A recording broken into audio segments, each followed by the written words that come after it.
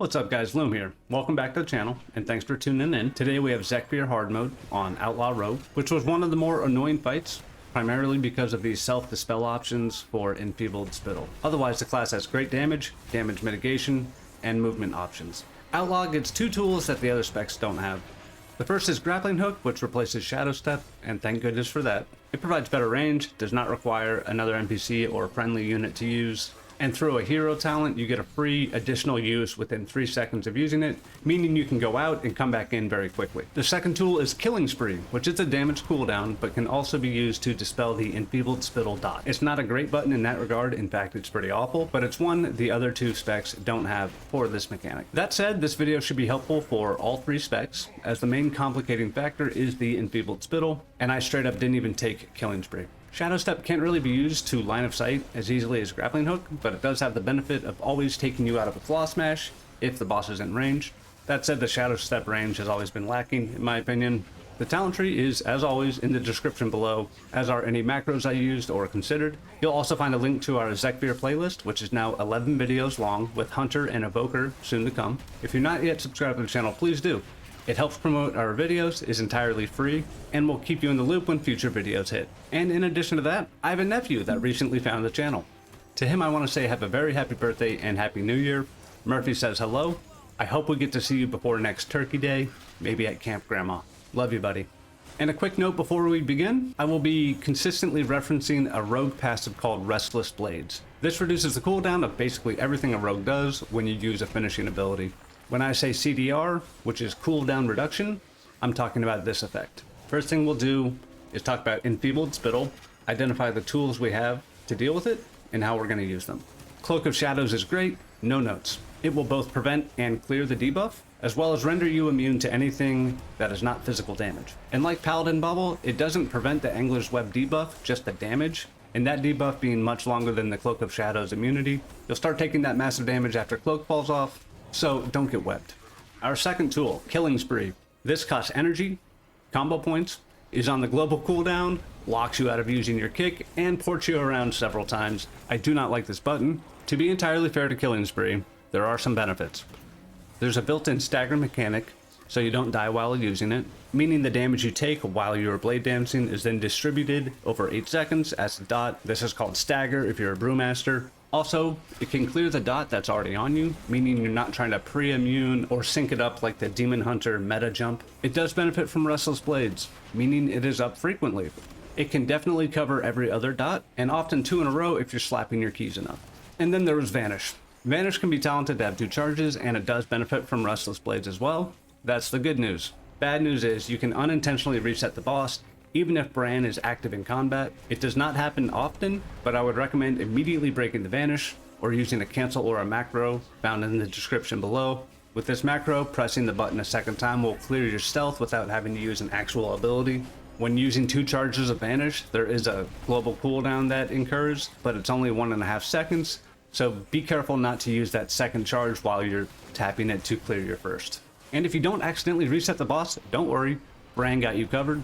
He seems to have a protocol for when the player vanishes. Since he has aggro, he'll be consistently trying to get away from the boss, essentially getting bullied out of the room, which resets the fight. Getting aggro back after a vanish will get more difficult as the fight drags on, at least until Bran clears his aggro by dying. But until he dies or you surpass him on threat, you're role-playing as a gnat. RIP Symbiosis Taunt from Mr. Pandario. Accidental resets are less of a problem in Phase 2 as Bran is often dead, which means he's clearing his threat, and the boss spends much more time stationary, so chasing Bran out of the room entirely is unlikely before he's back to smacking you. So out of those 3 buttons, there's 2 of them I don't like, in my opinion, for very good reason. So what did I do? I bought a PvP trinket, and I absolutely recommend it. And of course, while not a tool that directly deals with spittle, you can use Grappling Hook to quickly line of sight a spittle cast. You don't need to do this often, but the more you do, the less you will have to rely on tools like Vanish or Killing Spree. Now, how do we use all these tools?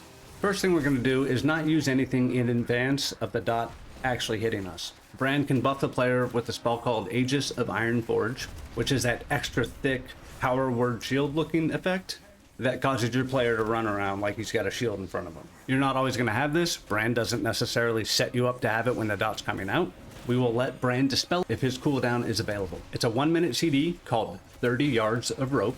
This can be tracked on Bran, even in the default character portrait. You can be slow to use it, so sometimes you're pressing your own button anyway to avoid dying, as you can't really wait around too long for him to finally use it. A problem with that is it feels like if he's out of range or can't get to you, but his dispel is available and you get the dot, it's like he queues up that ability. Once he gets within range or is no longer CC'd or otherwise is able to finally dispel you, he'll fire that off even if you don't have the dot. This most often occurs when Bran stands in a Fear Stomp. He spends a little bit too much time in melee, too much Mythic plus healing. You also get the little dispel message, which feels super troll. Bran's dispel is on CD. You're gonna press Killing Spree if you're using it. Hopefully you don't get global locked, need to kick the heal, or end up in a slam. If you're not using Spree or it's not available, you're pressing Cloak of Shadows. If Cloak is on CD, then you PvP Trinket. If none of the above are available, then you're hitting Vanish, and then hoping the fight doesn't immediately reset or Bran gets bullied out of the room. The most frustrating part about all of this is that Vanish would be the #1 button to use. Multiple charges, cooldown reduction, gives damage, drops threat, but the reset risk alone makes me really not want to use it. Having either one of those problems happen more than once or twice is super frustrating, especially when you get later into the fight. Okay, trauma dump over. What about the rest of the fight? So we know we love movement speed. Rogue can get over 150% movement speed just from 2 talents that are easy to take, and then enchants on your cloak, bracers, chest, and boots, in addition to the elusive blasphemite with 5 different colored gems. We also have numbing poison, which slows the boss melee speed, and when you shiv, reduces his cast time by 30%. The cast time reduction isn't huge, it doesn't work on the cocoon unfortunately, but if he's about to wind up a cast, it does give you a combo point, and does make it a little bit easier to line of sight an enfeebled spittle if he's casting it slower. Feint gives 20% damage reduction through a talent. It's practically always available. I used it consistently for incoming melee damage. And evasion. You want to save this for cocoons as best you can. It doesn't cost you a global or energy, and you'll dodge all of the melees from both the boss and the cocoon. Yes, the cocoon melees. I don't know why.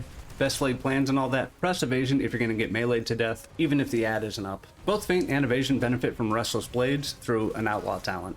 Evasion won't be up for every single ad, but when it is available, I would try to use it as you're DPSing the ad down. You'll also get extra mastery procs when you dodge with a 1-second internal cooldown, so technically increasing damage. Grappling hook, which we already talked about, is basically a teleport, and you get a free recast within 3 seconds from a talent in the Fatebound tree. A quick out and in for fear stomps and claw smashes, and the best tool for quickly line of sighting spittle, web blast, or even a claw smash. Do note that you cannot line of sight angler's web or the fear stomps. Kidney shot is awesome for disabling a spawned ad while keeping our interrupt for the boss's heal. One minor issue: if you kidney shot the spawned ad too quickly before it activates, the stun will get cleared early upon the activation of the ad. If the ad's already casting Web Blast, this is not an issue. You should be trying to stun it or CC it at the end of the Web Blast cast to reduce the total number of casts. You can also use Blind for a quick stop on the ad, but he's going to recast immediately. The rest is the same old song and dance. Step on potions, kick the heal as late as possible, keep feint up for incoming melees, have damage for the cocoons.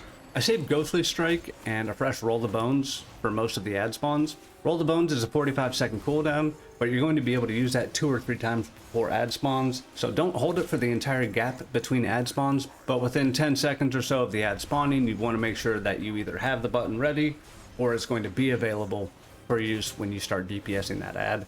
This isn't just for the buffs. A late talent in the class tree gives you effectively 2 additional combo points per finisher after you roll the bones. Your next 2 finishers are going to be greatly empowered, and that's super useful for the ad spawns. Rogue does have cooldown reduction for all of its damage, so in any given moment in the fight, it might feel right to just send damage as it comes up. Just try not to land yourself in the trap of having absolutely nothing when that webbed ad comes up. And that's about it for Rogue. Hunter and Evoker are up next. Please subscribe to the channel to stay in the loop. Let me know in the comments what you thought of the video or what you want to see in future videos. Wish my nephew a happy birthday. I hope you all had a great new year. I want to thank you so much for watching. Enjoy the remainder of the fight and have a great rest of your day or evening. Peace.